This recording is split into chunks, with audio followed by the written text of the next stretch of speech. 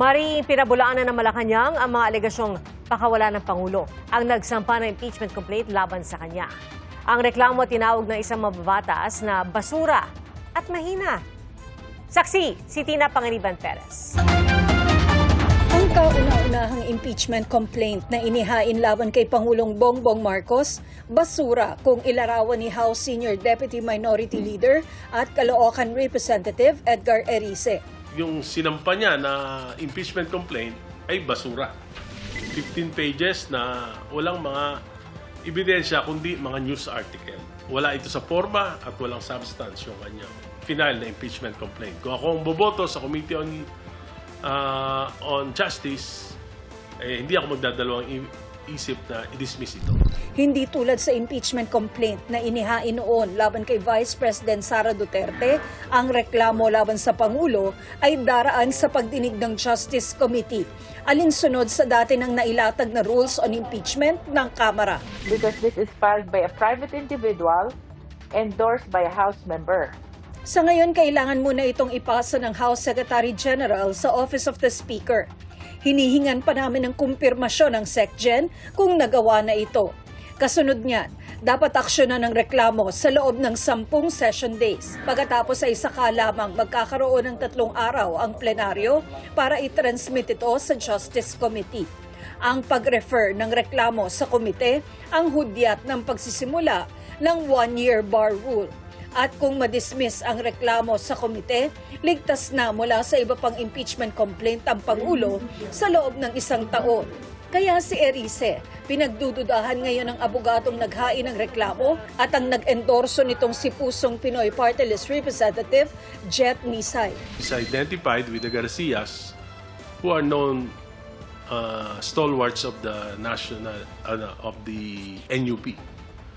At yung NUP mismo, sinabi nila na hindi sila papayag sa mga impeachment laban sa Pangulo. Wala pang tugon sa pasaring ang National Unity Party at si Nisay. Ang abogado namang naghain ng impeachment complaint. Itinangging ginawa niya lang ito para gumulong ang 1-year bar rule, sabay giit na hindi mahina ang inihain niyang reklamo. I have evidence. It was attached to the complaint. It is without prejudice to further evidence that might be produced later on. Giit niya, hindi siya maka-Marcos at hindi rin maka-Duterte. Bagamat may isa siyang hinawakang kaso ng partido ng dating Pangulo.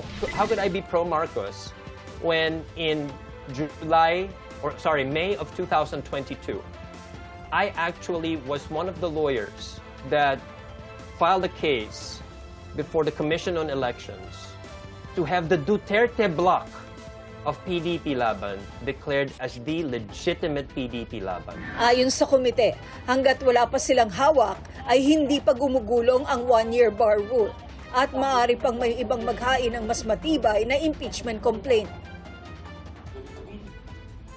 If ever there will be subsequent complaint, like what you said, by another group against the president, no? Kung mag-aabot ito right before the referral to the Justice Committee, yes, perhaps it can be consolidated. Nagbigay komento rin ang kapatid ng Pangulo na si Senator Amy Marcos. Isa na naman drama series na mukhang tatagal ng 1 taon. Bumenta na yun sa takilya. Ang palasyo, hindi na raw gusto magkomento. Saan nila yung mga kwentong walang basehan at puro pahiwati. Sa ngayon, wala pa raw nakukuhang kopya ang Pangulo ng isinampang impeachment complaint. Wala ring ginagawang anumang paghahanda ngayon ang kanyang legal team. Hindi naman po siya nababahala dahil alam po niya na wala siyang ginawa na impeachable offense na maaaring masabi na siya ay dapat managot. Kaugnay naman sa lumutang na spekulasyong pakawala ng Pangulo, ang abogadong naghain ng reklamo dahil dati na ito naghain ng disbarment case laban sa isang personalidad na kritikal kay First Lady Liza Araneta Marcos. Kung nagsampa man siya ng disbarment case, ito ay on his own volition. So hindi po niya nire-represent ang unang ginang. So that's fake news. Kahit sino pa po ang nag-file niyan, hindi maganda sa imahe ng Pangulo na siya ay masampahan ng impeachment complaint. Hindi rin po ito maganda sa pananaw ng mga ekonomista sa ating ekonomiya. Marinding pinabulaanan ng palasyo ang isa sa mga ginamit na basehan sa impeachment complaint na nilikha umano ang ICI para protektahan ang mga tiwaling kaalyado. Inihalimbawa pa nga ang kalyansa ng Pangulo noong nakaraang eleksyon. Sabi niya, malungkot siya. Dahil nakasama niya ito sa alyansa. At kaibigan niya, si Senator Bong Revilla. Pero ganun pa man, proseso pa rin naman nananaig. Kung sakali, ang anak ng Pangulo na si House Majority Leader Sandro Marcos ang kukumpa sa pag-usad ng reklamo sa Kamara. Kung ano po ang mandato ni Congressman Sandro, ipatupad niya po yun.